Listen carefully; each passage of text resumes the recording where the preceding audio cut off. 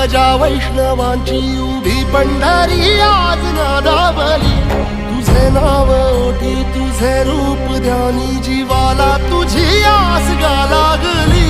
जरी बाप साऱ्या जगाचा परी तू आम्हाले कराची विठू माऊली।